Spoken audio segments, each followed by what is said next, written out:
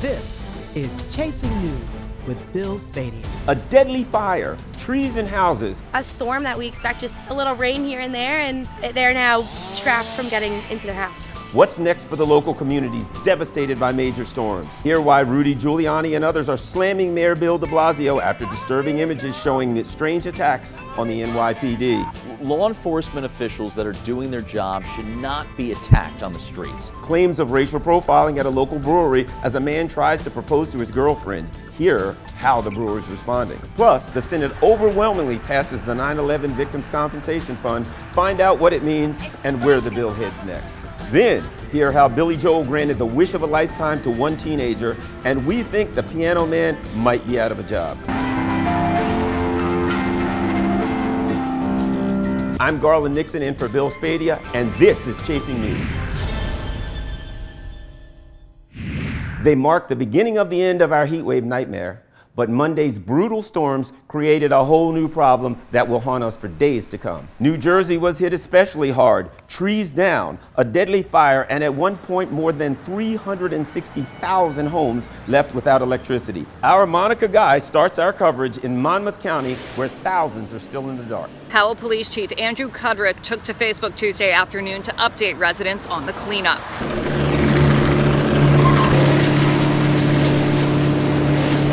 While praising them and the crews working for Jersey Central Power and Light, he slammed the company's management. They're not the issue, their management is the issue. Our police department has been without power since 7 p.m. yesterday, and we are not considered a public safety priority to them, as we were told. As I visited communities like Howell and Neptune, I saw chunks of fallen trees everywhere.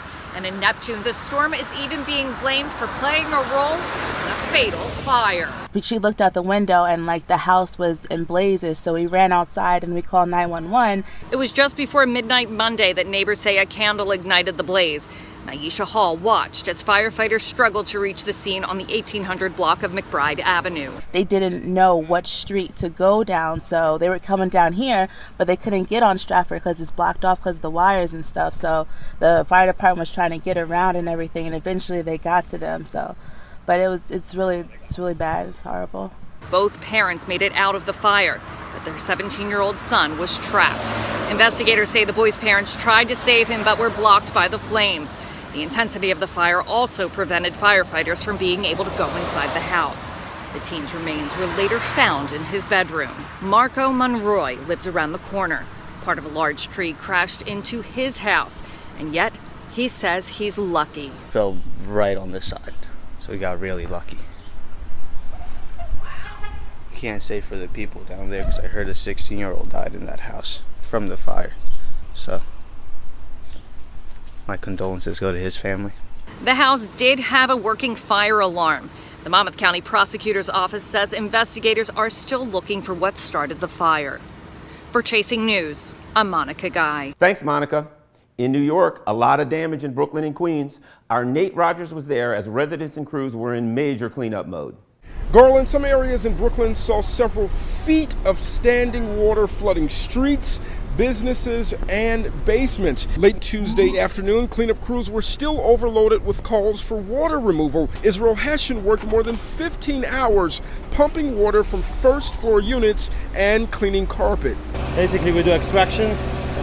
That's what we do today. We do also carpet cleaning, but the most jobs today was extraction. A viral video here showing Carroll Street in Gowanus, Brooklyn on Monday as torrential rains flooded the area. Chris Connolly lives along Carroll Street.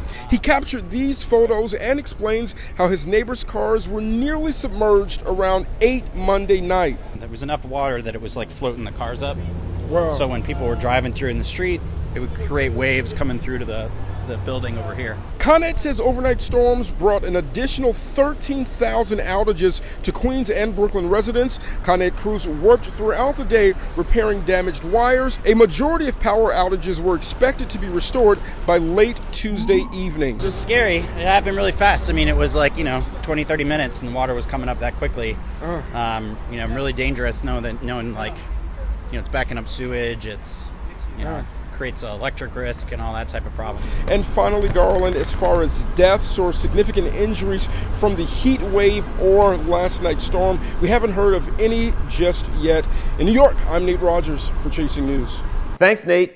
Things got so bad in one local town that the mayor declared a state of emergency. Millstone Township, which is just north of Six Flags Great Adventure in Monmouth County, has about 10,000 residents. Monday night, Mayor Fiore Massey declared a state of emergency, citing that downed trees, downed power wires, and power outages would take days to repair. One resident, 22-year-old Katie Toth, was home alone with her older sister when the power went out. Toth had to call some neighbors to set up the family's generator since their parents are on vacations.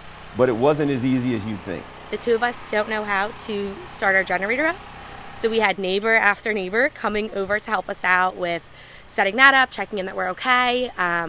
We had neighbors behind the woods have to park at our house to walk through the woods to get through. They came later last night, parked up on our driveway, and all four of them met up in our garage, and they hiked their way through the woods and made it home, and they didn't see their cars there, so I guess they got back out today and made it home. But it was crazy that, you know, a storm that we expect just a little rain here and there, and they're now trapped from getting into their house. According to JCP&L, power in Millstone won't be restored until Friday. Dan Zero joins us in just a few minutes to let us know if storms like these are a thing of the past, at least for the near future.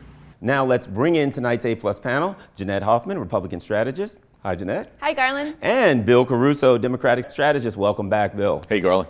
Let's start with you, Jeanette. Did the mayor do the right thing here? I think he did, because as a local elected official, your number one job is to look out for your residents and your constituents, to make sure that they're safe, to make sure that their safety and well-being are taken care of. And it was crazy last night. Let me tell you, I live in Monmouth County. I was driving on the roads. There were down power lines. There were trees all over the place. So I think by declaring a state of emergency, he sent a strong message to his residents: get off the roads, stay safe, stay in place, and take care of yourself. Bill, we're accustomed to hearing the president or the governor declare a state of emergency, but a mayor declaring a state of emergency, what does that mean? Sure, and it means different things, right? The president and the governor declaring state of emergency bring resources, bring money and funding, and usually in the aftermath of the storm.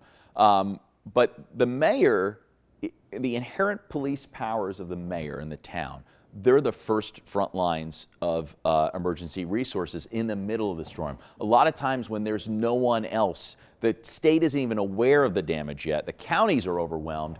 And so, as Jeanette said, the mayor's got to take the bull by the horns, declare a state of emergency in the town, get people safe, keep people off the roads. Yeah, I know in my town we had tons of homes without power. We had down power lines. I was trying to pass my road and I was talking to the police officer. I'm like, no, I live right over there. He's like, well, if you go over here, you're going to fry yourself because this is a live wire. You're going to go over. Well, Jeanette, let's just stay with you for a moment. You were out in this mess. New York and New Jersey got hit pretty bad. What is the value of social media in an instance like this? Yeah, I think actually social media is a huge tool, right? It's a huge resource, I think, for residents. And also our town, and I know a lot of New Jersey towns and New York towns are using messaging services to communicate to the residents in real time. So the police department sends out messages that says, you know, Sycamore Avenue is closed, Elm Street is closed. So I think the technology is really being used to the better to help residents through municipal government.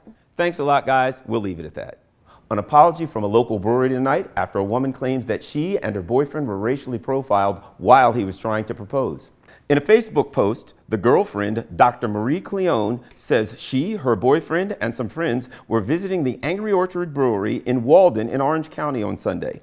Cleone says her boyfriend walked her out to an empty lawn at the brewery to ask her to marry him, but was immediately interrupted by security employees and told to empty his pockets because they believed he had stolen a t-shirt from the gift shop.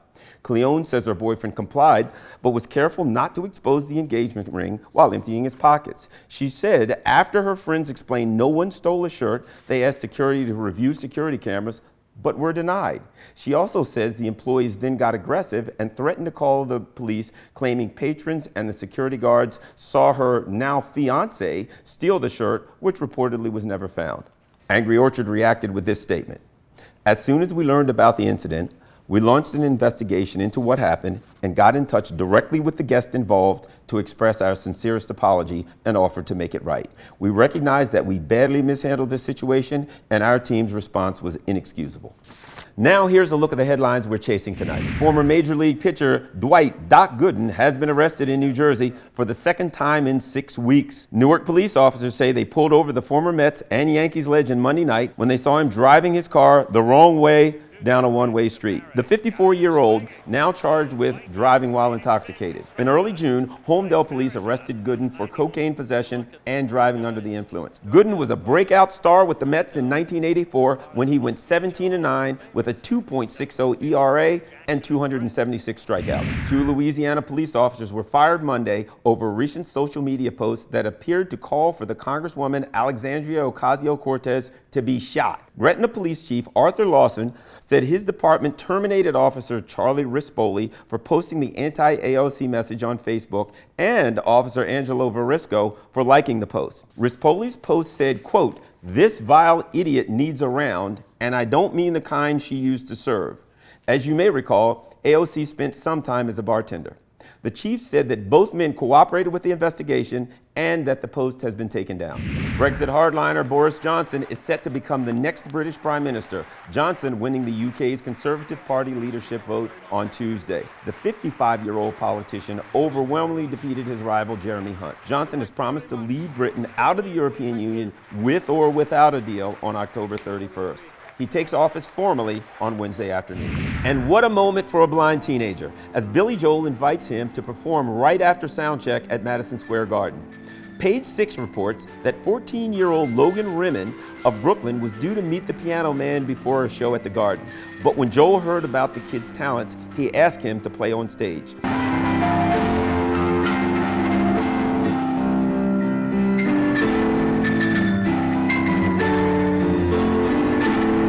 The meet and greet was set up by the arena's nonprofit Garden of Dreams Foundation. And that's a look at the headlines we're chasing for you tonight. A lot more ahead on Chasing News, coming up in just 90 seconds. Why Rudy Giuliani and others are slamming Mayor Bill de Blasio and what our A-plus panel thinks. There are some real issues related to the community and the police in New York, and something's got to come. That leadership's not coming from the top. And after some crazy weather days, Dan Zarrow joins us with what's in store for the rest of the week. Hey there, Garland. Today was a pretty blah weather day with the spotty rain and clouds and cooler temperatures. Not necessarily a bad thing after 4 days of extreme heat and some intense thunderstorms last night. The sun comes out tomorrow. How does the rest of the week look? Your 5-day forecast is straight ahead.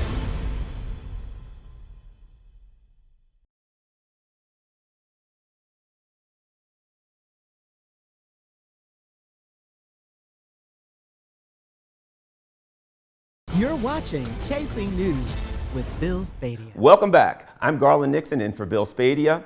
Coming up in just a moment, Rudy Giuliani doesn't hold back over recent videos of NYPD officers being doused with water. Hear what he has to say to Mayor Bill de Blasio. Plus, train delays by the numbers. Find out how your commute has been affected and why it has our commuter reporter in awe. But first, a major victory for 9/11 responders as the Senate votes to extend funding for health issues resulting from the attacks. The Senate overwhelmingly passed legislation that would make the Victims' Compensation Fund last until 2092, essentially making the fund permanent. The Congressional Budget Office estimates the House-passed bill would result in about $10.2 billion in additional compensation payments over 10 years. President Trump is expected to sign the bill into law this week. Rudy Giuliani is now pointing the finger at Mayor Bill de Blasio after video has surfaced showing NYPD officers being attacked with water. Footage shows officers being doused in Harlem and Brooklyn Monday. In one video, the cops calmly walk away as people use buckets to splash and dump water over them. Giuliani said, quote, "This would never happen in a million years when I was mayor of New York City." Joining me now to discuss the incidents and whether or not the mayor has a role in correcting these issues is former NYPD detective Pat Brosnan. Well, you know, Pat, recently we had the issues coming out regarding the Pantaleo and the Eric Garner issue. Do you think that this could have played any part into the increased anxiety in the community and maybe even these particular instances occurring? I do. I think that it's a cumulative piecemeal effect, Paul, and I think that there's an accretion or an aggregation of anti-police sentiment that contributes in the whole. So it's not one single event. Do you think that there's anything that he can do that the community may respond to help lower the tension and anxiety between the community and law enforcement in New York? 100%. I think a fact-based narrative where he recognizes, as do I, and as I'm certain you do, that there are bad apples. There are bad apples in every profession. But you can't paint the NYPD with this broad, sweeping brush of being brutal, racist, sneering thugs. It's not fact-based. In reality, they've done an astonishing job in the last 20 years driving down reported crimes of robbery and violence and murders in the city of New York. So the facts tell a different story. Oh, okay, Pat. Thanks. Thank you very much. Certainly appreciate your input. Very welcome. Now let's bring back our A+ panel to weigh in on this hot topic. Bill Caruso, Democratic strategist. Bill, welcome back. Thanks, Garland. And Jeanette Hoffman, Republican strategist. Welcome back, Jeanette. Thanks, Garland. Bill, law enforcement seems to feel that this is the fault of city leadership. Could this be city leadership, or could it be related to the recent Eric Garner findings? I don't think what we watched is an example of civilized society. I mean, law enforcement officials that are doing their job should not be attacked on the streets, whether it's with water or anything more serious. That said, there are some real issues related to the community and the police in New York, and something's got to come. That leadership's not coming from the top, though. It's not coming from the mayor. And so I do understand some of the frustrations, by the way, not just from the police, but also from members of the community. Jeanette, we see former mayor of New York, Rudy Giuliani, weighing in on this issue. Should he really be taking part with this now that he's in the federal government and working for the Trump administration?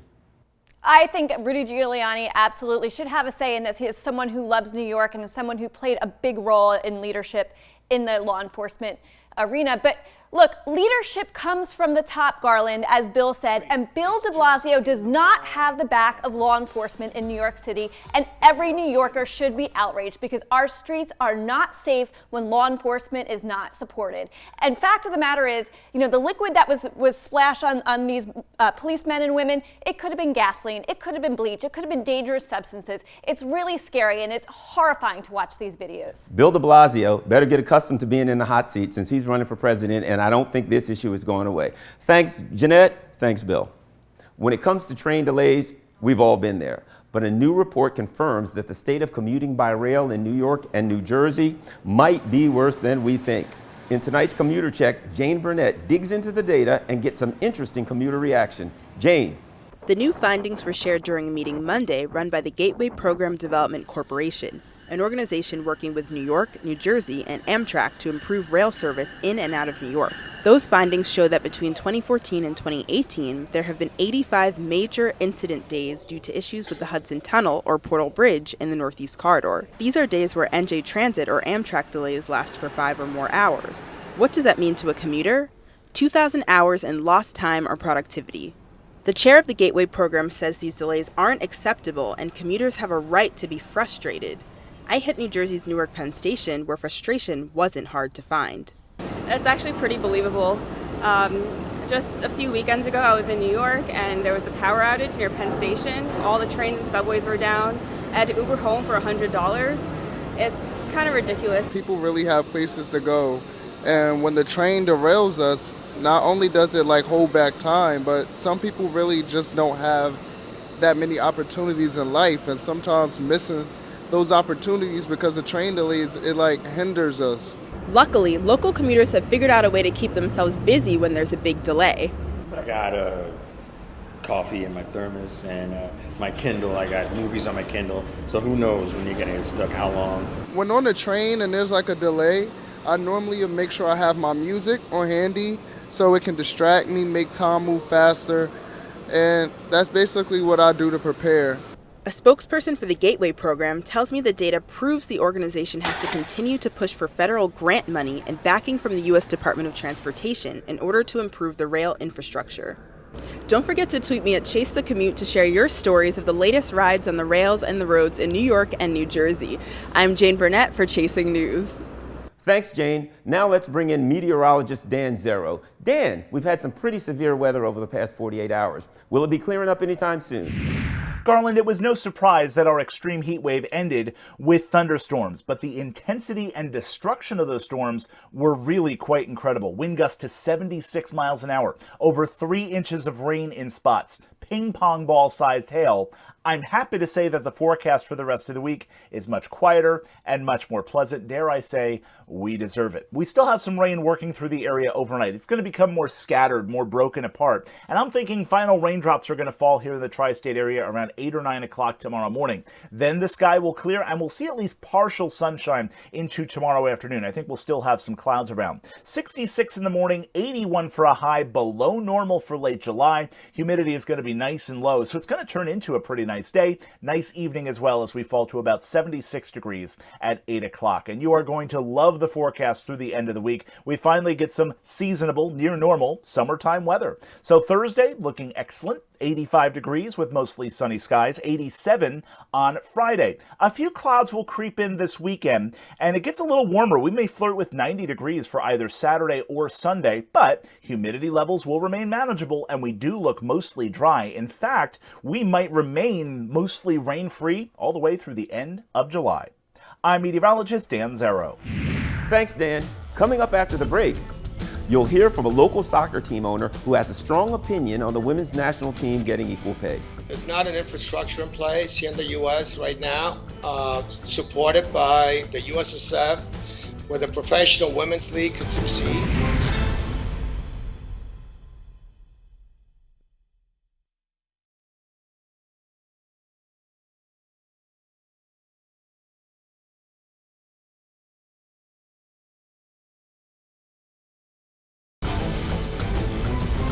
Welcome back to Chasing News. I'm Garland Nixon, in for Bill Spadea. The U.S. Women's World Cup Championship may be in our rearview mirror, but an Italian-born billionaire is still talking about one of the hottest topics connected to the huge win, equal pay. Sports reporter George Falkowski got the chance to go one-on-one with Rocco Commisso. Soccer has so dominated our headlines lately, especially with the Women's World Cup, and one of the biggest soccer supporters in our area is businessman Rocco Commisso. Not only was he a huge fan, not only did he play as a kid, he owns the New York Cosmos of the North American Soccer League. They play on Long Island, and he recently purchased, you ready for this, ACF Fiorentina in Italy. He joins us now. Rocco, tell us about your love of soccer and why it's such a passion for you. Well, I started out in Italy. I'm an immigrant. Came here at the age of 12. Learned how to play with balls made out of rags and underwears.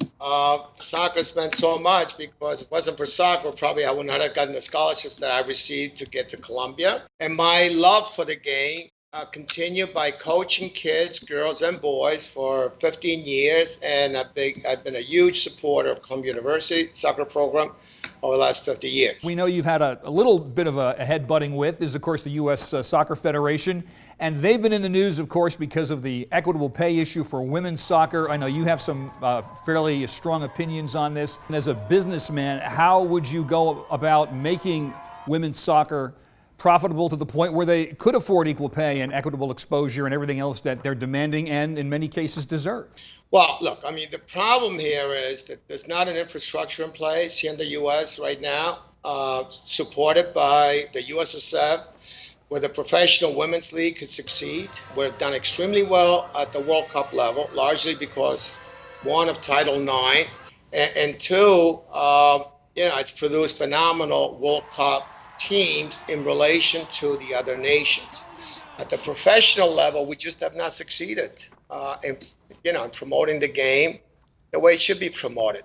And there it is, Rocco Commisso. Thank you so much for your insight into too many issues to count, but we appreciate your time. Thanks very much. Thank you.